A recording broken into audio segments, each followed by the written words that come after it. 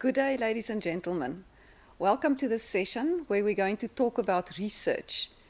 I am Professor Christa van der Walt and I am Vice Dean Research of the Faculty of Education. And today I have a postgraduate student with me. He is also a postgraduate student in the faculty and he is Mr. Willy Knoetse. So between the two of us, we're going to tell you a little bit about research in the faculty and just in general. Okay, Willy. Wait, just say hello. Yeah, hello. My name is Willy Knoetse. I am starting my PhD journey with the Faculty of Education at Stellenbosch. And yeah, one of the biggest passions of my career so far has been research, academic research, and I'd like to keep on talking about that and teaching people a little bit more about what it actually entails and that it's not as horrible as it sounds, but it's also not something that you can just pick up on the go. Right, so we thought we'd share our research journeys with you, just tell you a little bit about how we came to be here. I started with my research journey when I did my honours, and I continued with my honours directly after I did my BA degree. And then I went into teaching. And suddenly I realized that no, there's a lot of stuff that I need to find out. And I went back to the university and I did another honors degree, which was more in the direction of teaching and learning. And from there on, I continued with my master's. But by that time, I was a bit tired of just studying. So I worked for a few years, and I think that is maybe one of the important lessons for me was that as I was working, my work experience actually helped me to formulate my research goals and to think about what it was that I wanted to research. Because as you work, as you teach, you see all these problems. And so that's why I decided to then start with my PhD. And of course, a PhD is kind of a minimum requirement if you want to be an academic. And when you've done your PhD, it's like a door opening because now you can do a variety of research projects, really basically anything that takes your fancy. That's my research journey. Willy? Yeah, mine is a little bit of an inversion of yours. I had an interesting undergraduate experience. I dabbled in several majors, fields. Finally, after having a lot of missteps, came to Stellenbosch to do and complete a full degree. And then I went into work. The world of work had me do quite a few interesting and different things, but never exactly what I wanted to do. I thought, like from a trick, I wanted to study education. I wanted to be a teacher, but I never got around to that. My parents said teachers don't make enough money. I was the wrong age. I was the wrong gender. Nothing like that's just going to happen for me. So we went into different fields. In 2005, I finally decided, listen, nothing else is working for me. I'm going to start figuring out how I can go back to teaching, start teaching. Didn't really find any programs that I qualified for, didn't want to start an undergraduate program all from the beginning, thought, all right, the postgraduate certificate in education might be the thing. Tried to find out if I could apply, was told that I don't qualify with my subjects from my undergrad degree, so decided, okay, well, fine, I'll go back to work. Finally went to teach overseas in Taiwan, as one does, and discovered that I really, really like teaching, and I loved working with children and young adults, even older people that I had English lessons with at night. Spent 3 years doing that, decided, okay, now I'm coming back to South Africa, going to do the PGCE this time. They changed the qualification slightly, so I qualified this time. Thought I'd do that for a year, go back to teaching with double the salary. Did PGCE, found out, hey, wait, there's this thing called research. There are a few things that I figured out while I was teaching overseas that I'm kind of curious about. So let's do an honors. Did the honors, loved it a lot, found out that honors helps you to read wider, to understand your field a little bit broader, but it doesn't really go that deep. So next step, do a master's. Did my master's, realized you can go into a lot of depth, but you're basically proving that you can do research. You're not really doing something that contributes to the world's knowledge. Then I thought, okay, now cool. Master's, PhD, then I'll move on. Decided not to do the PhD immediately after, but went back into teaching. Went into higher education, started lecturing in writing, game design, narratives for game design, then research, practice of research, and then became head of academics at a small higher education institute. COVID hit, things went the way they did, and I finally decided, okay, wait, calm down to a panic, pull yourself towards yourself, and let's figure out this PhD thing. I have some questions, I have some experience, I've seen what people struggle with. Let's see if we can do something about that. And that's how I'm now in this position where I can say, hey, I'm old enough, I'm ugly enough, and I have a few questions. Let's try this out. Right. Exactly. That's exactly the point, is that to be a researcher, you need to be curious. And I think people have a lot of misconceptions about research. People have a lot of ideas about what they could do in terms of research. But there are also a lot of problems with the way in which people think about research. And Willie did asked a few questions about research. And this is what came out. Yeah, I took to Twitter and asked some of my students who are still with me, any academics who I follow who are around, and I asked them, what is real research? Wrong answers only. Let's see what is going on out there. These are the 5 responses that we got that I thought was the most interesting ones. First one, I did some research on Facebook, and it's clear that the Illuminati are using load shedding to keep us out of the cryptocracy. Now there's a lot to unpack here. Big words confuse people. Trendy buzzwords, Illuminati, load shedding, cryptocracy, who knows what that even means. And then the big flaw for me is I did my research on Facebook. Facebook isn't really a place where you do research. Next one. We Googled it and found that most affluent schools had English names. That's research. Yeah, Solid. you Googled it. You Googled it. And most schools that are affluent had English names. Most schools have English names in the English-speaking world. Doesn't mean they're affluent. There's this guy in Woodstock who did a lot of research on cannabis and ended up curing his own cancer. Research. Solid. He did the research. He did the research. And he doctored himself. And he cured cancer. His own cancer. His own cancer, yeah. Yes. Then they literally read all the books that they had on the topic in the library. Therefore, they must know everything. Yeah. Must not be a big library. No, exactly. Not to mention all the electronic stuff that's databases that are out there, yeah. Yeah, be careful about claims about research. I mean, there's so many advertisements that say research shows or clinical trials show. Unless there's a website and you can go and check it out, maybe that's just advertising talk. Right, so what is research? What can we say about research? And I think firstly, for me, what is the most important thing is that it is systematic.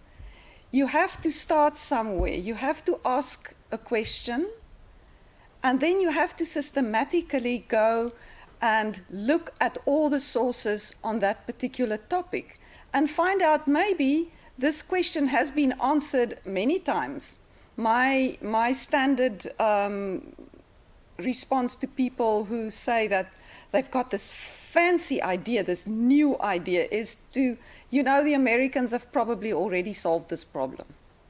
So, of course, you don't have to find solutions to all the world's problems or anything like that. You can find the solution to an answer very locally. But the point is, you have to go about it in a systematic and a rigorous fashion. So, you can think about research as something that is very structured, it is grounded, it should be verifiable. So, if you say, all schools with English names are affluent, you have to show your data, you have to show what is there, and somebody else should be able to come along and use the instrument that you use to collect your data, maybe a questionnaire or a survey, and they should get the same answer as you do. Of course, we also get research that is more qualitative, that is more interpretive.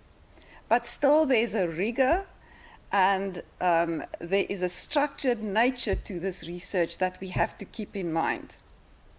Hurston, thank you, Willie, for that quote, says that research is formalized curiosity. I like that, formalized curiosity. It is poking and prying with a purpose. So there's a clear purpose and there are clear guidelines according to which you should conduct your research. Right, and then we have to ask, what does research do? I mean, is this something people talk about the ivory tower? Is this something that you just sit in your office and you write?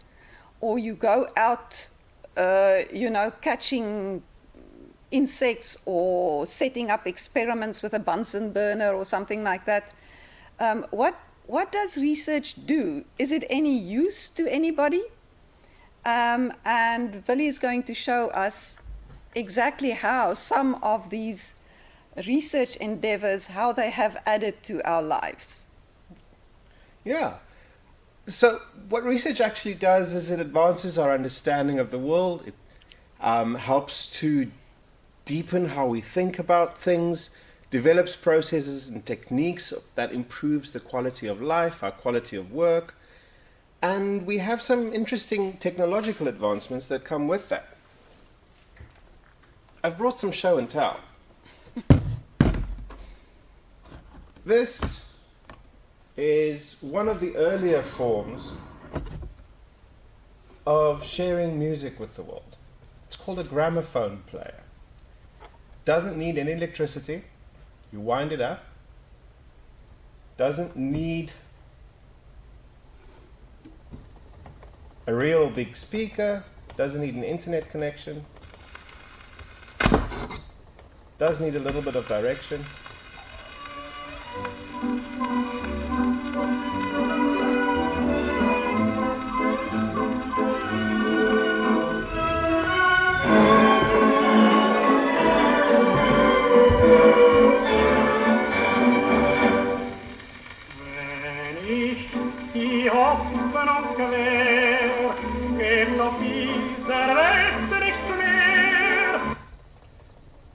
This one is in the open domain.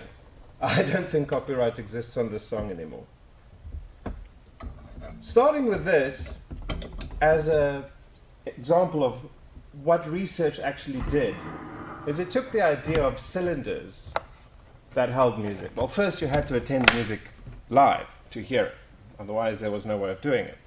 Then they were able to capture it on cylinders and that sort of thing that you could interpret. Then we had gramophone players that could play rather thick vinyl records, which led to your regular short plays and long play records. These are back in fashion, by the way. Technology allowed us to make them thinner, a little bit more pliable, and they could hold more than one track. DJs now use them more extensively than we do. That technology then moved on, and skipping one or two cassette players, we were able to play on regular tape cassettes, where you could have music on both sides as well, also multiple tracks, much smaller than an LP, easier to carry around. Then we found that we wanted our music to be a little bit more high fidelity, so we did CDs, compact discs, First started with them having full albums on them. You can get singles. Eventually they became smaller, then they became business cards, and music flew out the window. Music started to get digitized, so we put it on flash drives, and MP3 players were roughly, well, at first they were roughly this size, and then they became this size, and now music players are roughly this size. You can hook them around your ears when you go to gym, all the way to the space where we are currently, where you can load music on a wearable device and it streams from the cloud to a regular pair of headsets or a Bluetooth headset that you might take to the gym with you.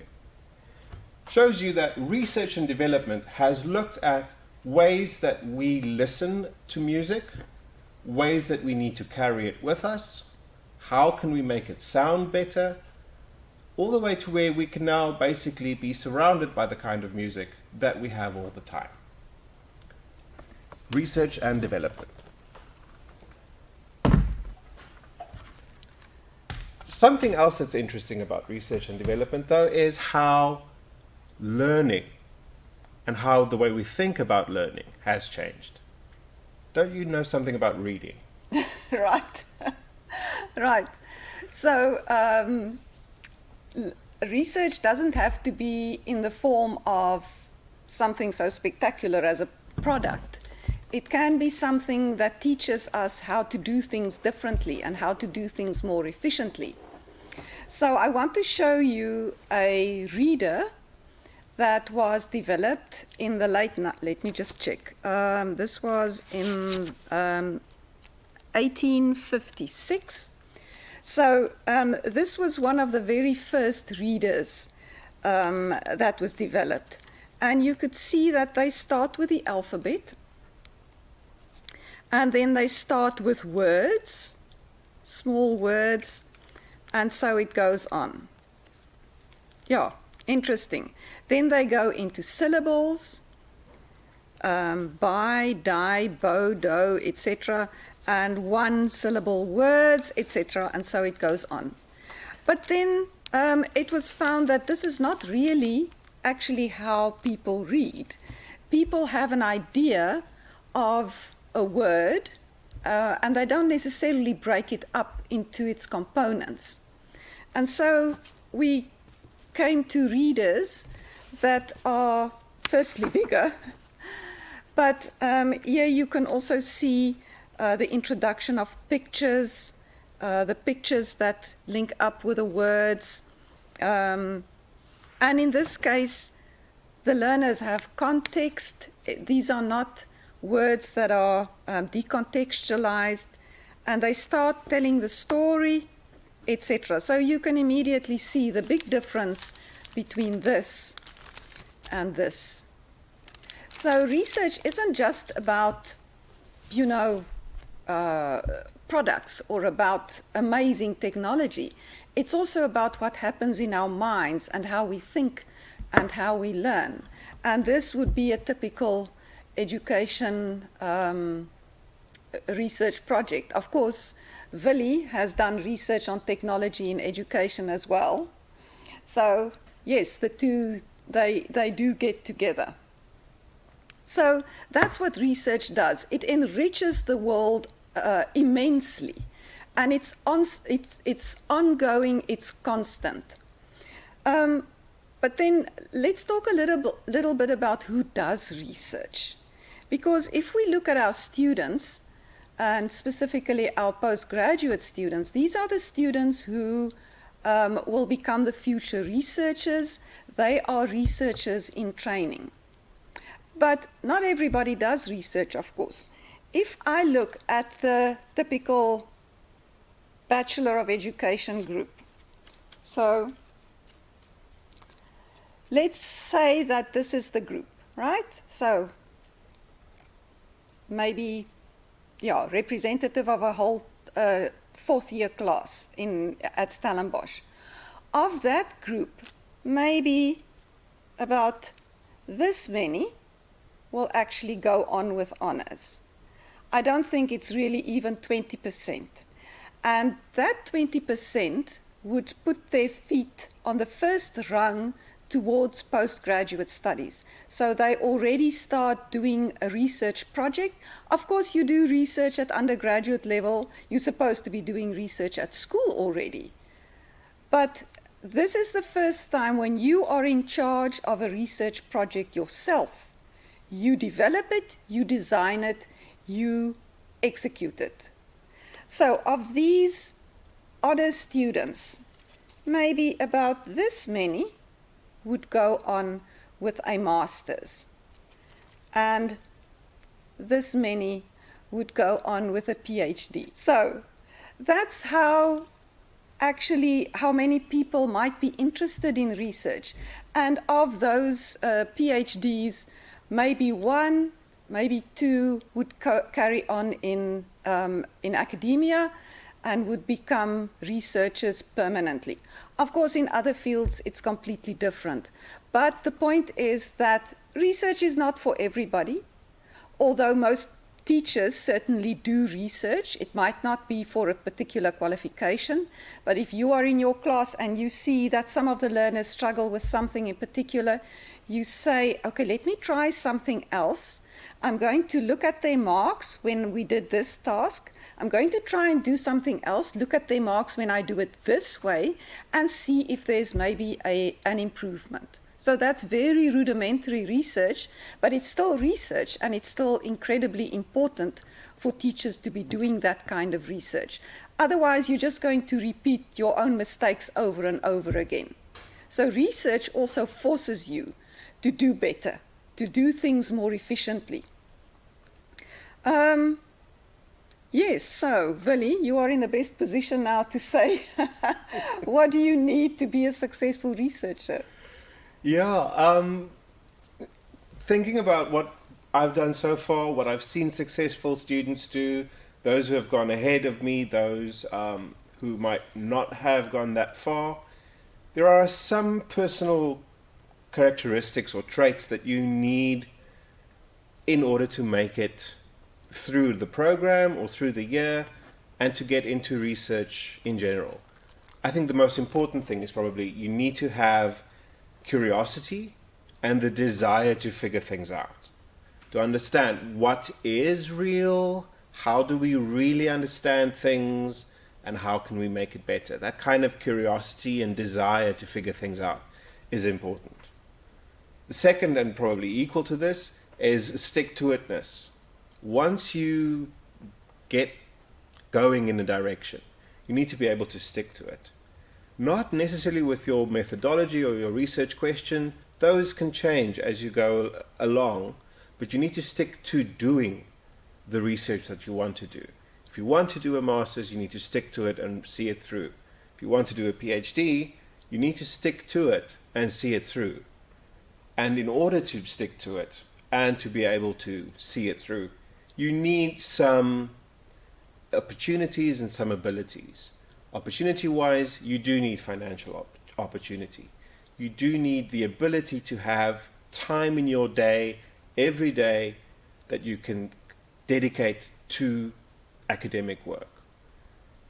Even if you're a part-time student, if you're a full-time student, it's kind of obvious. You need to have that freedom where you can say, I'm just working on my academics now. So you do need the financial opportunity to be able to afford that time off. You also do need the intellectual ability. And by that I don't mean that you can't be stupid. What I mean is you need to have that fortitude of understanding how things can link together and how to organize things. If you understand how you organize information, and then if you have the ability to transfer that into something that someone else can understand, that's the kind of intellectual ability that we're talking about. To make meaning become clear to other people. That is something that is really necessary. Because if you only know how you think and you put that down and no one else understands what's going on, it doesn't really serve a purpose. The last thing I think is that you need to have some serious understanding of yourself and how to manage yourself. Time management is a big thing. You need to be able to just sit down apply some glue to your seat and just stay there. Do some writing, do some reading every day. And you also need to understand what you need in wellness. This is something that the last couple of years have showed us. If you don't pay attention to your own wellness, you are shooting yourself in the foot. This doesn't mean that you take wellness breaks of a month, but you understand that if I take smaller breaks, if I take care of myself during the week while I'm doing my research, I won't come to a point where I need to break for a month, 6 months, or a year. And I think that's very important for us to also understand. And while I'm saying that, I actually have to go back. I have some reading and writing to do. Over to you. Right, that's what I want to hear. Somebody has to put his backside down on a chair and start typing his thesis. Right, that's it, ladies and gentlemen. I hope you enjoyed this very brief introduction to research. I hope we've inspired you to do your own research and to come to the faculty and, yes, just dazzle us with your brilliance and with your brilliant ideas and with your brilliant research questions. Thank you so much for listening. Goodbye.